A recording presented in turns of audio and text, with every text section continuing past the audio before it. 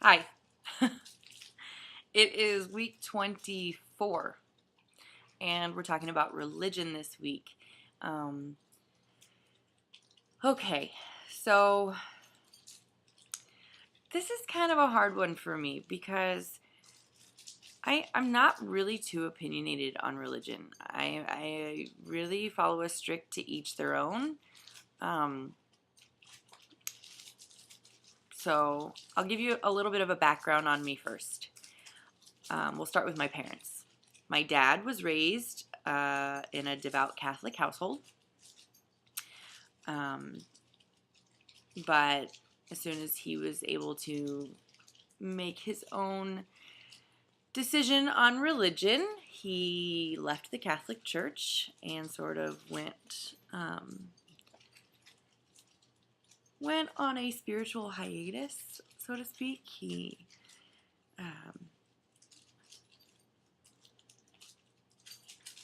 My dad struggled with drugs and alcohol, and then for a long time after he got clean,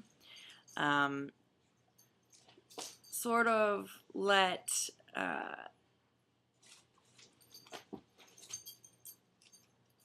NA, Alcoholics Anonymous, sort of took the place of religion for him, I think. And then he started doing a lot of searching for a religion, and I remember him just reading on all kinds of different religions, and the one that always stood out to me the most was Buddhism, as far as something that he was looking into.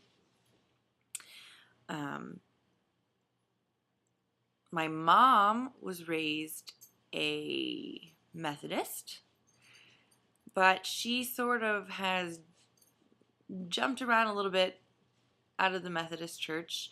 I remember going to a Baptist church a lot when I was a small kid. I was baptized in a Baptist church. I was also later in life baptized in the Holy Spirit.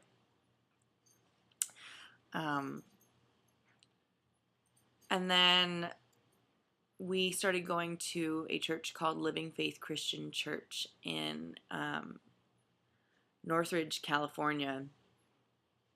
And that's really where I found to be the most comfortable to kind of embrace spirituality. But my mom now since she moved back home, she currently goes to the Methodist church that she grew up in. And I think that's mostly because there really isn't any sort of option for like a non-denominational church like LFCC was here. So, since I came out, we'll talk about that real quick. I guess the question is, has it changed how I look at religion? And the truth is not really, because even before I came out, I was an ally. So, I mean, I think it definitely stings a little to feel it from the other side. It's one thing, I mean, I always took it very personal, clearly, because, it was about me too, but when it's actually directed at you, when somebody is telling you that you are going to hell because you like vagina and you have a vagina,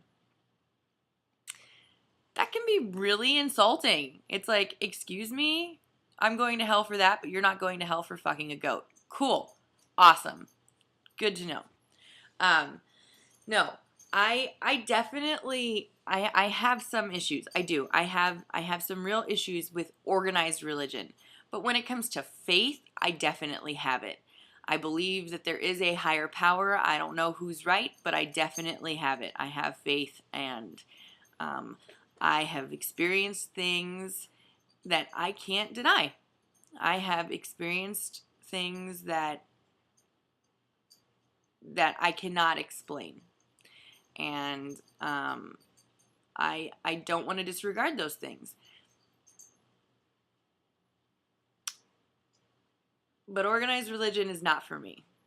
It is not for me. And I think my dad, I was very lucky because when I was kind of struggling when I was younger with not, you know, you go through this phase where you're a teenager and you're like, angsty teenager, and you're like, you know, everything sucks and I don't want to go to church and those people are all crazy and they want me to, you know, not hang out with the cool kids or whatever it was. I don't know. I'm just rambling, but my dad sat down with me one day. We were having lunch and we were talking about religion, and he told me, you know, Maggie, I've looked into all of these religions, and he goes, out of everything, I found that the basic message is love and to treat people with kindness and selflessness. And if you can live your life that way, or as best that way as you can, you know, you're going to be all right. And I mean, he's right. I believe that. I think that is your basic message out of all of everything. I mean, I don't know who's right. I don't know if any of us are right at all. But yeah, love and kindness and charity, and those things can't be right. I mean, can't be wrong. Those things are right. So if nothing else, live by those principles and you'll be fine. So that's sort of how I feel too. Let's see. When people try to use the term God didn't make a mistake, that's kind of one of my favorite things, because it's like, you're right. God don't make mistakes. We're created in his image. And God also won't give you anything that you can't handle, is another one. So it's kind of like, okay, yeah, okay. He wouldn't.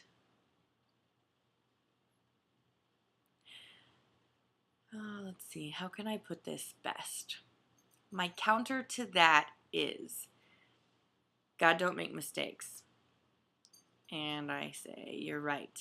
But he also, we're also given journeys in life. And as they say, it was written before we were born. We had a path before we were born. And we're all given struggles, and we're all given lessons. And clearly, this is just what we were born for. And I think to me, it is a lesson in teaching others acceptance and diversity.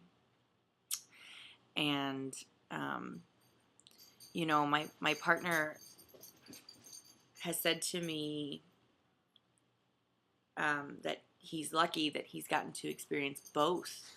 He has gotten to experience being a girl, and now he's getting to experience being a boy. And, you know, maybe that's the reason God put you on this earth the way that he did. So, I don't know. How do you argue with someone? Their mind is made up. Truthfully, all you can do is have patience and be kind and try to win them over by showing them that the Bible was written by people with their own agendas, and you can't take it at face value. So, yeah, that's how I feel about that. You know, nothing's really changed since religious-wise, since I started dating a trans man. I mean, I feel the way I do. he feels the way he does. I know it's been hard on him because his mom is sort of a holy roller and has not spoken to him so much since he told her about his transition and about asking me to marry him. Sorry, the dog is trying to attack me. So that's been a little rough. Religion has affected family, but luckily, you know, both my parents, he hasn't had the opportunity to meet my dad yet. He lives in Florida. But my mom loves Addison a lot. My brother adores him. So, you know, religion's a tricky thing. All right, so that's kind of all I have to say about religion. I'm sorry, this wasn't a very great video for me. Like I said, I struggle talking about religion because I just feel like it's not very PC to do. But hopefully next week I'll have a little more insight. And if you guys have any questions for me or, yeah, feel free to get a hold of me. The dog wants, oh God, up in my lap. And I'm going to finish getting ready for work. And I will see you guys next week. And I apologize for missing yesterday. All of my days are sort of running together. I haven't had a day off in over a week. But I start my new job at a salon after the 29th. The 29th is my last day at Best Buy. So hopefully things will get a little bit better. I'll have set hours. And so, yeah. I will see you guys soon.